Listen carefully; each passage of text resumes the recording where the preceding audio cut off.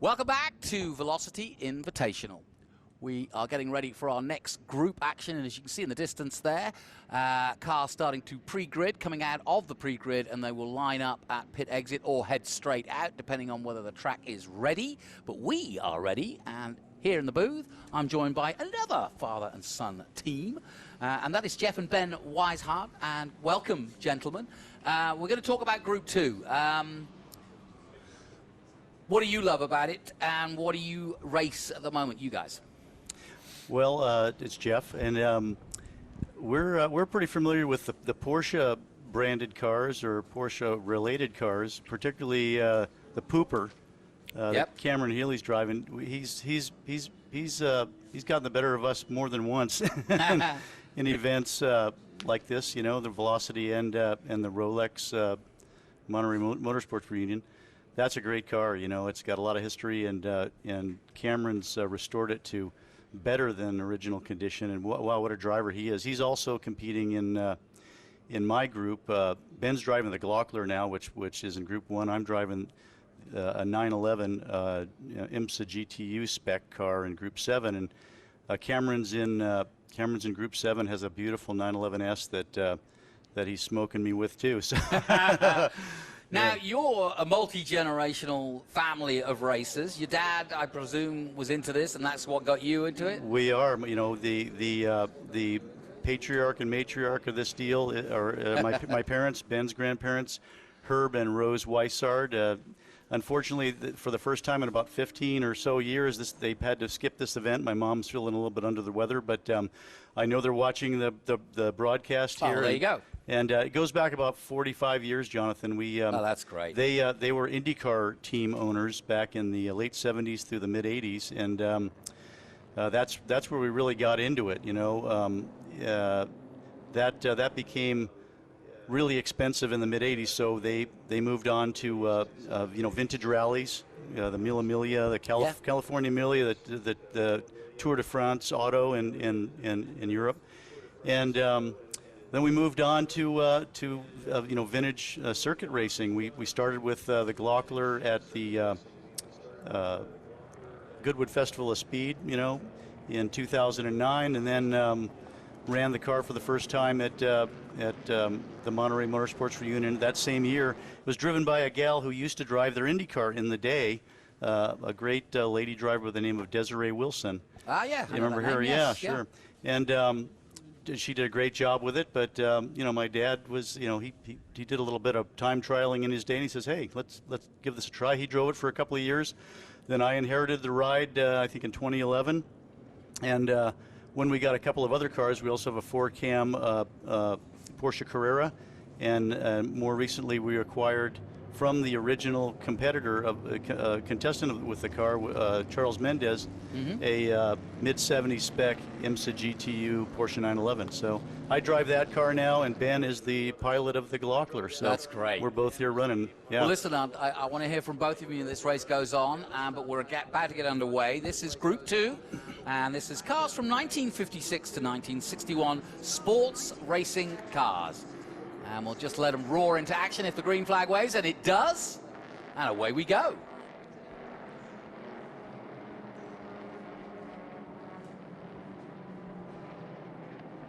Up the hill for the first time, a full field of cars from, I would have said, a classic era for both California racing. This is when really things started to heat up. Laguna Seca was just about to be finished. You know, we'd have established a lot of European imports over here. People were getting into motor racing post-war. Americans were putting specials out, working in their garages when they couldn't afford to own a Ferrari or whatever. So tinkering away, making their own cars. And so we've got quite a combination here. We've got things like a Maserati special. We'll talk about that. You've got Reho Mark 6s. You've got actual Maseratis, Lolas, Devon SS. That's another car that we had Bert Skidmore, who prepares that, in earlier. And we're looking at the 84 of Greg Meyer at the wheel. And the 84, of course, a Sadler Mk4. Don't know what you know about those particular cars, but that's a beautiful car from 1959.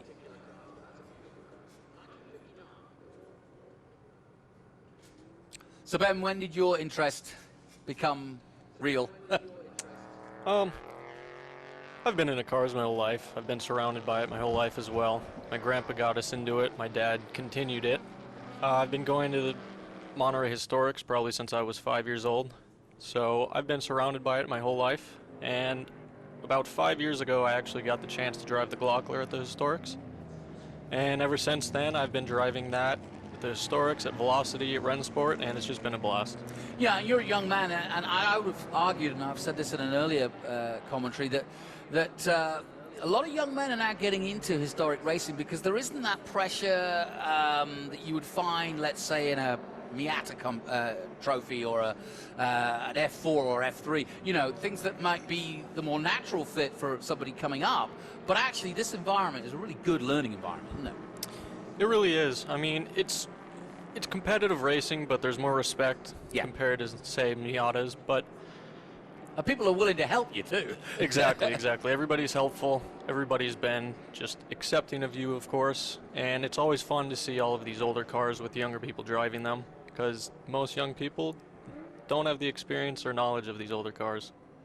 Well, talking of walking the walk and talking the talk, we keep talking about Jeffrey O'Neill. Well, there he is. He's finally out on track in second place at the moment to Greg Meyer. Nicholas Finber in third position. Then David Swig, Robert Davis.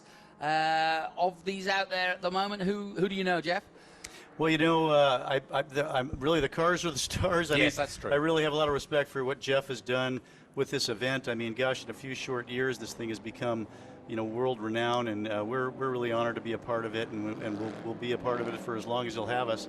But you know, that Birdcage Maserati he's driving is something else. That was one of the first cars I ever remember seeing run at a historic motor race. It was, I was going to say, it was probably 1982-ish. My dad and I went spectators to the Rolex event and watched Sterling Moss drive that Camerati Birdcage car to victory. I mean, he won like by half a lap. The smoothest performance I ever saw. He didn't even break a sweat, virtually lapping the field, you know. So I have great memories of that car. It was wonderful to watch. Yeah, and it's one of 5 Birdcages to be run by the famous Camerati team. Finished 5th overall at the Nürburgring 1,000 kilometers back in 1960. You saw Sterling race it, and it also did the 24 Hours of Le Mans in 1960. So a fantastic history, and I would have thought worth a penny or two. And yeah, just another one of these cars. Gunnar Jeanette, a very experienced professional driver in this group as well, currently in 7th position. But your leader at the moment in the 84 is Greg Meyer. And that's in that Canadian-built and raced 1959 Bill Sadler Mk4 Sadler from 1959.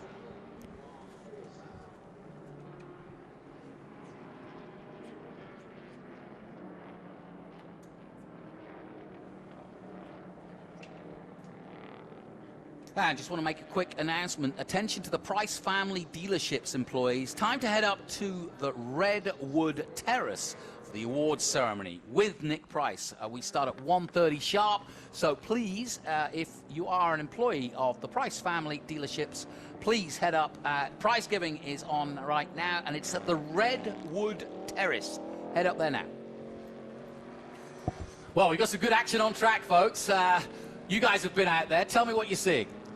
Well, that Gunnar Jeanette is something else. I mean, yeah. you know, what a life he's got driving the collection of the Revs Institute, the Miles Collier collection. Wow, those things are the cream of the crop. I mean, prepared to perfection, and he's really a great driver. Ben and I have both raced against him in different classes, and he's a pro. You know, he's quick, but you know, he's conservative enough not to damage the car, but quick enough to be, you know, really showcase the speed of these things. Yeah, exactly. I've watched him race around the world, and I've seen him race, you know, Ford GTs, Porsches, you name it. He can he's one of those guys that you can throw anything at, right? Fantastic driver. Yeah, we're most familiar with Porsches, so that's where we're used to seeing him in. And you know, he drove a 9083 at Rennsport, not the last time, but I want to say 2018. And man, he drove the wheels off of that faster than I think even old Brian Redmond, you know, wheeled it around Well, they're there. good friends, those two, actually. Yeah. Well, because they both live in Florida and are from Florida, and I think it was Brian that introduced me to Gunnar. Yeah. Ollie Crosswaite in 10th position at the moment. He came in the booth not that long ago, and he's happily out there right now. Came to talk to us about Formula Juniors. Is there any cars that when you come to an event like this, you think, that's what I'd really like to get myself in a few years' time? How about you, Ben? What do you want to drive? Of course, that pooper is beautiful and extremely fast. I'm also not extremely familiar with any of these vehicles other than the Porsches, but that Abarth Carrera is also a looker. Yep. It's a very fast car as well, so I'd say the Abarth Carrera. Yeah. I'm amazed at how big an input both Porsche and Jaguar have had to the American racing scene, and the love that Americans have for European cars. I mean, as a Brit, you know, you kind of assume that everybody has their corner, or, you know, one side of the pond is different than the other side of the pond. We think of NASCAR and we think of big muscle cars, but you guys here in America clearly have a real love and appreciation for what came out of Europe post-war, 50s and 60s. Yeah, we really do. You know, I grew up, you know, a road racing enthusiast, and although my folks got involved in, you know, primarily circle track racing with the Indy cars, which, you know, back in the late 70s and early 80s were, you know, did most of their racing on ovals.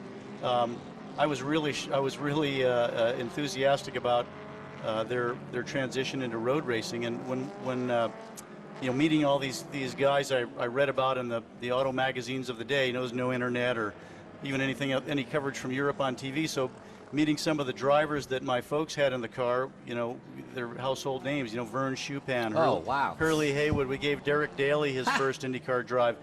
We gave John I work with his son right John now. Paul Jr. his first IndyCar drive. Yeah, exactly. So, you know, being able to hear it from the horse's mouth, so to speak, about what it was like in the day was just, you know, like dying and going to heaven for a kid like me at that stage. And I think Ben's kind of feeling that now, right? Yeah, I have been. I don't have much experience in any of the IndyCar stuff because I wasn't born yet, but obviously growing up going to these races was massively inspirational, and being able to drive these historic cars in such a good group as Group 1, it's just massively fun. Oh, I can imagine. Well, the car leading has, as you can imagine, a huge history. Raced in Canada, Europe, and even the Bahamas in the Nassau, and on the East Coast. In 1960, the Mark IV was sold to David Greenblatt, who won the Quebec Racing Drivers' Championship during the 1960 season and continued racing the Mark IV into the 61 season. Here's the 96 on track.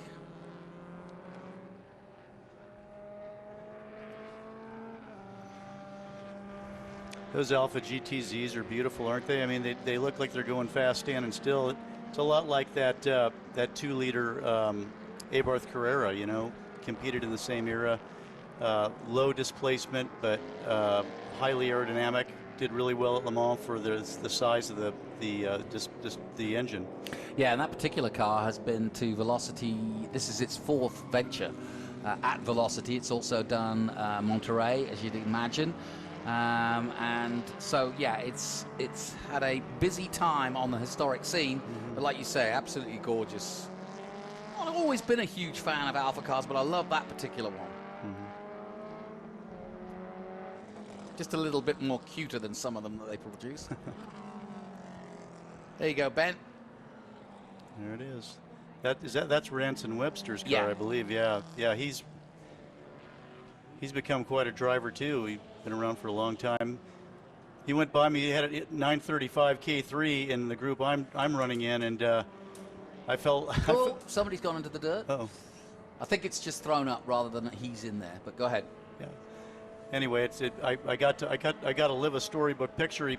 I was braking hard for the carousel, and I saw a flash of pink in my left mirror, and boom, you know, it's Ranson Webster in the K3 cut in front of me. He's 3 feet in front of my front bumper, and the 2 big streams of flame about 6 feet long go over my hood.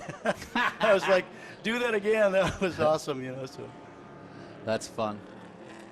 Well, this particular Abarth Carrera GTL from 1960 also competed in Sebring in 1962. Wow. So that's a fair old time ago when you think about it. Sure is. That's over 60 years ago.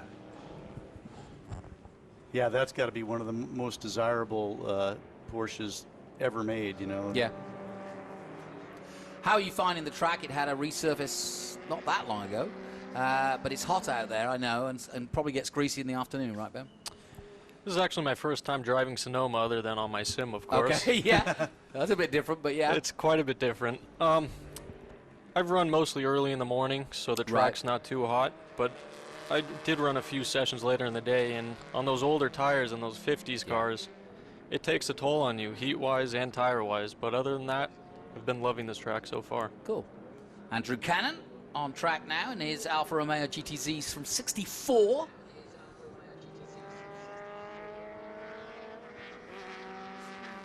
Just behind him is the 102. Just trying to find out where he is in terms of position. He is up down the field a little bit, but he is currently in 17th position. That's Steve Sannett in the 102.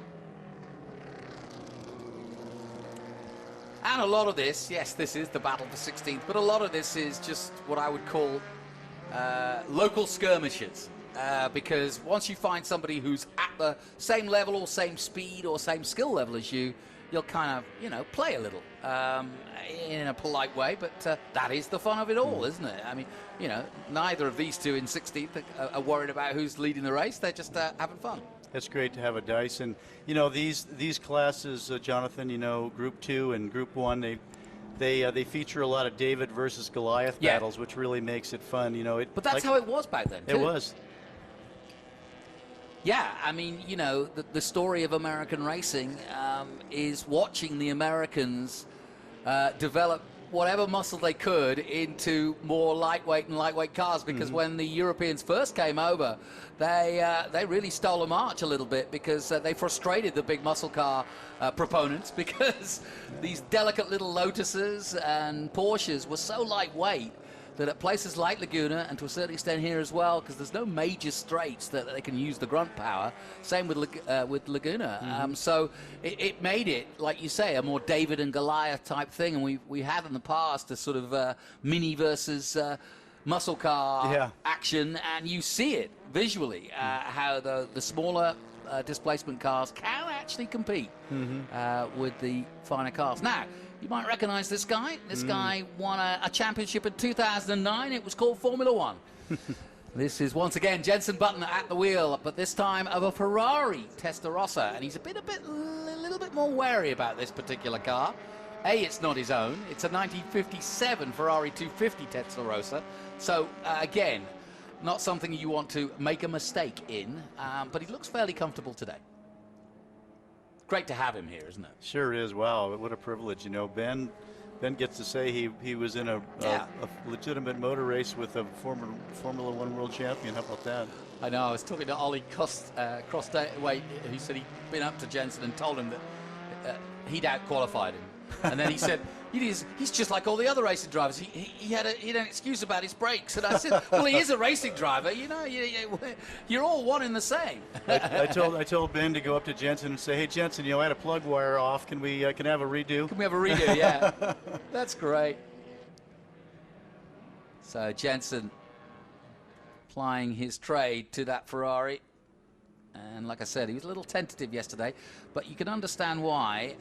Built by Ferrari back in the 60s, back in the 50s, these cars dominated the competition at Le Mans, 58, 60, 61, and they were obviously very much related to the Ferrari 250 line, especially the 250 GTO.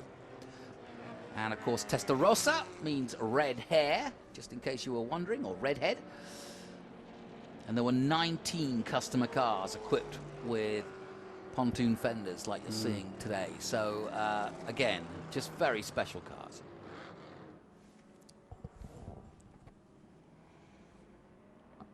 Don't think anybody's going to chase Meyer down, though. Jeffrey O'Neill staying firmly in second place. Jensen, though, making his way up.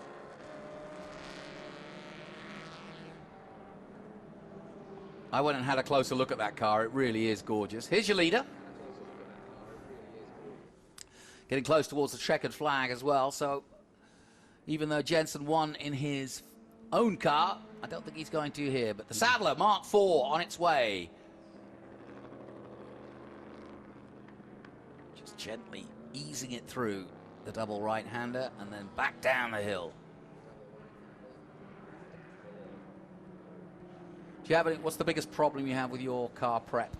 Is there bits that you wonder whether it's going to last? Yeah. And you know, we've been really fortunate. We spent a lot more time on preparation before arriving at the event the last couple of years. Boy, has that paid off, you know. But really, I think my regular job has become my avocation now, and this is my full-time job. It seems it's really time-consuming, and of course, it's so addictive.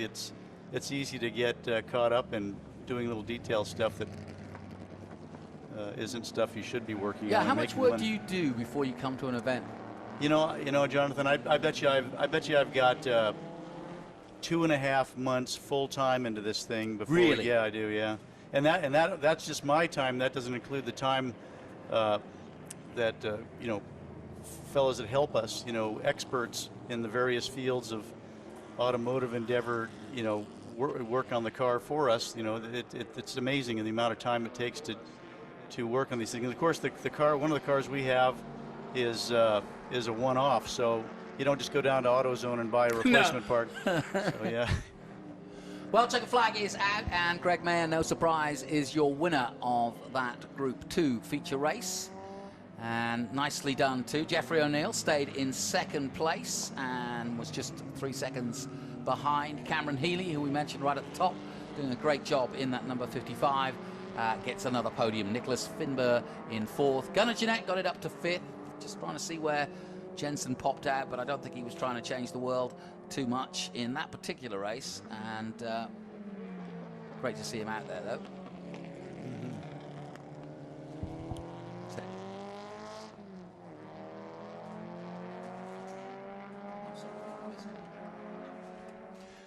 There you go.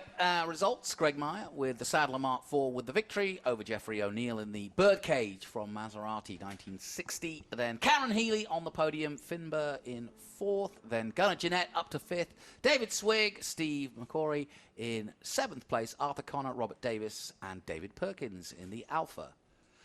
18th place for Jensen Button, but I'm sure, in fact, he's got an Alfa Romeo he'll be back in later, so he'll be pushing it again, but it's just a delight to have the world champ here. We'll take a short break. My thanks to Team Weishard for coming in. Thank you very much, gents. Appreciate you being here. We'll take a short break from Sonoma. You're watching the Velocity Invitational number 5. Stay with us.